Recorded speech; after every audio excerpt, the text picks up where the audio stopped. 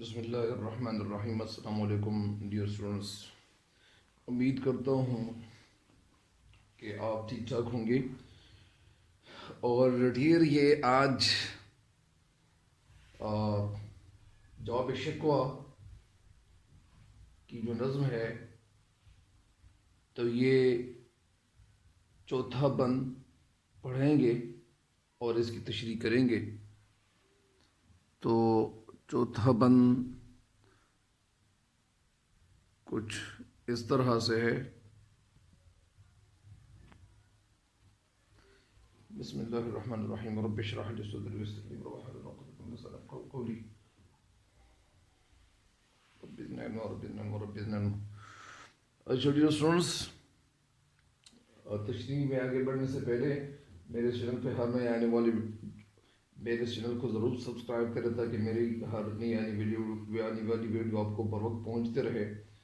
اور dear students, آئیے آگے بڑھتے ہیں اس پہلے شعر کی طرف، بند کی طرف، اور بند میں پہلے شعر کی طرف۔ شعر ہے: اس قدر شوق کہ اللہ سے بھی برہم ہے، تھا جو مسجود ملائک یہ وہی آدم ہے، عالم کیف ہے دانائے رموز کم ہے، ہاں مگر عجز کے اسرار سے نہ محرم ہے، ناز ہے طاقت گفتار پہ انسانوں کو، بات کرنے کا سلیقہ نہیں نادانوں کو۔ تو یہ جو ہے آج اس بند کی تشریح کرنا جو ہے وہ لازمی تصور کیا جاتا ہے، لازمی تصور کرتا ہوں۔ تو یہ شعر جو ہے اس قدر شوق کے معنی کہ اللہ سے بھی برہم ہے۔ شوق کسے کہتے ہیں؟ جو فخر کرنے والا یا خود پہ گھمنڈ کرنے والا، شوخی۔ تو اس قدر شوق کہ اللہ سے برہم ہے، اللہ سے بھی برہم ہے، تھا جو مسجود ملائک یہ وہی آدم ہے۔ اس قدر شوق، شوق کے معنی شریر بھی ہے، نڈر بھی ہے۔ شاعر اس شعر میں کہتے ہیں کہ زمین پہ رہنے والا آدمی کتنا شریر اور نڈر ہے۔ اچھا، یہ مسجود کے معنی سجدہ کرنے والے ملائک، اور مسجود سجدہ کرنے والے ملائک مطلب فرشتے، یہ وہی آدم ہے۔ تو برہم کے معنی غصہ، ناراض۔ تو شعر میں کہتے ہیں کہ زمین پہ رہنے والا آدمی کتنا شریر اور نڈر ہے کہ اپنے خالق، اپنے اللہ تعالیٰ سے بھی ناراض ہو رہا ہے، اور اسے اللہ تعالیٰ کے درمیان اور اسے خالق و مخلوق کے درمیان موجود نازک رشتے کا بالکل احساس ہی نہیں ہے کہ یہ وہی آدم ہے، کہ یہ وہی آدمی ہے، یعنی آدم علیہ السلام کی اولاد، جس کو اللہ تعالیٰ نے اس کی تخلیق کے موقع پر اس کو فرشتوں سے سجدہ کروایا تھا، کہ یہ وہی آدم ہے۔ اور جملہ جو مخلوقات یا اسی طرح مخلوق سے اس کے اعلیٰ اور افضل ہونے کی تصدیق جو تھی وہ کروائی تھی کہ یہ وہی آدم ہے۔ ایسے آدمی سے تو یہ توقع رکھنا یا توقع کرنا ایسے آدمی سے کہ وہ اپنے خالق اور اپنے جو محسن ہے کے سامنے زبان کھولے گا، تو زبان جو ہم جس عضو سے، جس آرگن سے بات کرتے ہیں اس کو زبان کہتے ہیں، اور جب ہم بولتے ہیں تو اس کو ہم کیا کہیں گے؟ اس کو زبان، یعنی ہماری قومی زبان جو ہے اردو ہے۔ تو کہتے ہیں کہ یہ توقع رکھنا اور توقع کرنا ایسے انسان سے، یہ تو کچھ عجیب قسم کی بات ہے کہ وہ اپنے خالق اور محسن کے سامنے زبان کھولے گا۔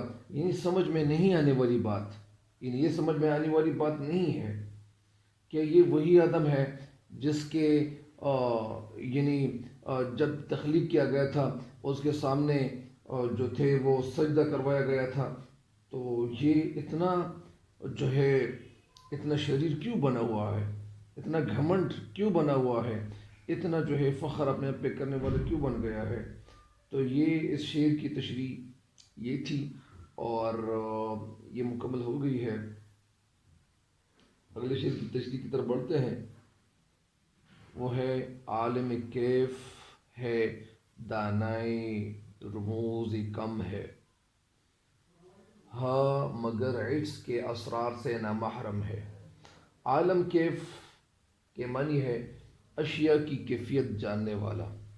عالم کے معنی حالت، اور حالت کیف یعنی یہاں پہ مراد یعنی عالم کیف یعنی اشیاء کی جو کیفیت ہے، اشیاء کے اندر جو حالت ہے، یعنی اشیاء کی جو حالت ہوتی ہیں وہ جاننے والا۔ دانائے رموز، دانائے کے معنی دانا، رموز یعنی اشارے کو سمجھنے والا۔ ہاں مگر عجز کے اسرار سے نہ محرم ہے۔ عجز کے معنی عجزی، اسرار کے معنی بھید۔ سر کی جمع اسرار ہے، سر کیا ہے؟ وہ سر، سن رے سر کیا ہے؟ واحد ہے، اور جو جمع ہے وہ اسرار ہے۔ یعنی ہاں مگر عجز کے اسرار سے نہ محرم ہے۔ نہ محرم یعنی کچھ جاننے والا نہیں ہے، ان کو ان چیزوں کے حوالے سے علم نہیں ہے۔ یعنی عاجزی سے نہ محرم کا مطلب یعنی یہ عاجزی کو جاننے والا نہیں ہے، عاجزی کو نہیں جانتا ہے۔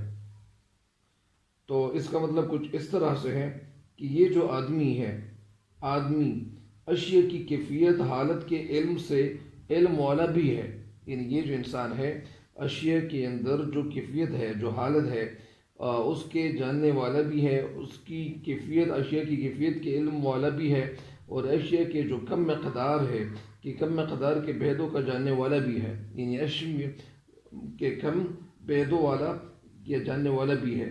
یعنی اس کا مطلب یہ ہے یعنی کائنات یعنی اس کائنات اور اس کی جو اشیاء کے حقائق کا یعنی جو حقیقت ہے، ان حقیقتوں کا پورا ادراک ہے، پورا علم ہے، جاننے والا ہے۔ البتہ وہ انکساری کے بھیدوں سے ناآشنا معلوم ہوتا ہے۔ یعنی انکساری عاجزی کے جو راز ہیں ان سے یہ انسان جو ہے یہ ناآشنا ہے، ناواقف ہے۔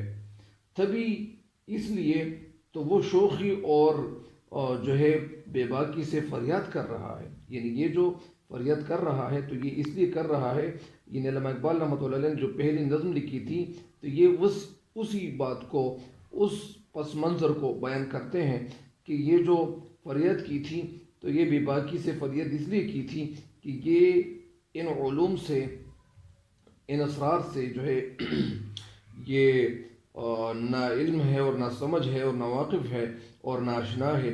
اس لیے یہ جو بے باک تھے، یعنی بغیر کسی وجہ سے یہ جو فریاد کر رہا تھا یا فریاد کر رہے تھے، تو یہ فریاد جو ان کی تھی یہ بالکل جو ناواقفیت یعنی جو انکساری تھی، جو عاجزی کے رازوں سے یہ ناواقفیت کی بنا پر انہوں نے فریاد کی ہوئی تھی۔ یعنی یہ واقف نہیں تھے، اگرچہ اللہ تعالیٰ نے ان کی سرش میں، ان کی عادت میں یہ باتیں ڈالی ہوئی ہے کہ یہ بات کرنے کا جو تمیز ہے اللہ تعالیٰ نے انسان کے اندر رکھا ہوا ہے، جس طرح اللہ تعالیٰ نے انسانوں کو اشرف المخلوقات پیدا کیا ہوا ہے۔ اشرف جو ہے شریف کی جمع ہے، اور شریف کی جمع کیا ہے؟ اشرف۔ بہرحال اس شعر کی جو تشریح ہے یہ بھی مکمل ہو گئی ہے۔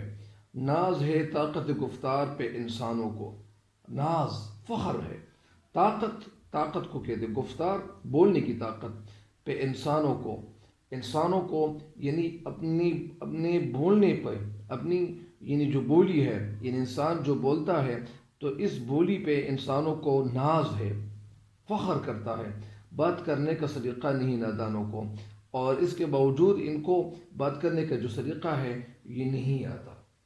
یعنی یہ سلیقے اور قرینے سے اور بات کرنے کے ڈھنگ سے بالکل ناآشنا ہے، یہ تو ناداں ہے، دانش یعنی نادان ہے۔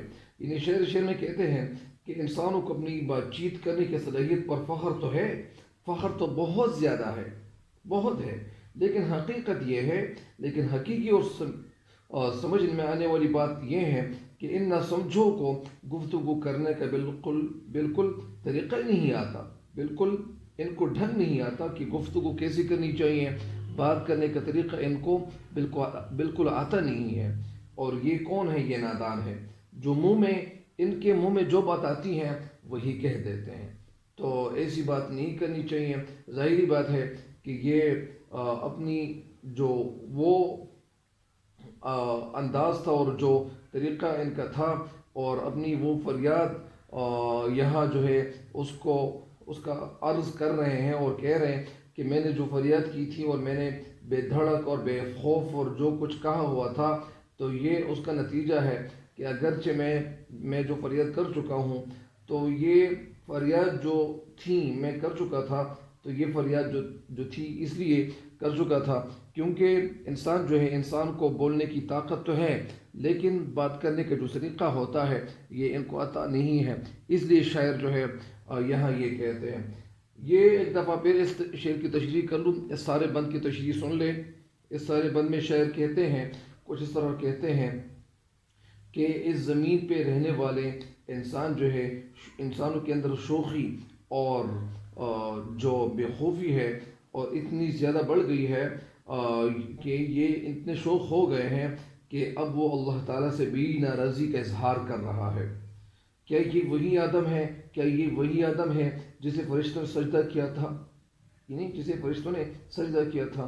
ہم مانتے ہیں کہ وہ کائنات کی تمام حقیقتوں سے آگاہ اور باخبر ہے، یعنی ہم مانتے ہیں کہ یہ جو کائنات میں تمام حقیقتوں سے آگاہ ہے، اویئر ہے، مگر عاجزی اور بندگی کے رازوں سے ابھی تک یہ ناآشنا اور ناواقف ہے۔ یعنی بات کرنے کا جو طریقہ ہوتا ہے ان سے یہ ابھی تک ناآشنا اور ناواقف ہے۔ انسان کو بس اس بات پہ فخر ہے، اس بات پہ غرور کر رہا ہے کہ وہ دوسروں کے مقابلے میں زیادہ طاقتور گفتگو کر سکتا ہے۔ تو یہ ٹھیک ہے، مگر اس نادان کو یہ معلوم نہیں کہ بات کرنے کا بھی کوئی سلیقہ ہوتا ہے۔ تو یہ اس بند کی تشریح تھی، امید کرتا ہوں آپ سمجھ چکے ہوں گے، اور یہ تشریح جو ہے اس بند کی، اس سے آپ استفادہ انشاءاللہ کریں گے، یہ امید ہے اللہ تعالیٰ سے۔ اللہ تعالیٰ آپ سب کا حامی و ناصر ہوں۔ والسلام۔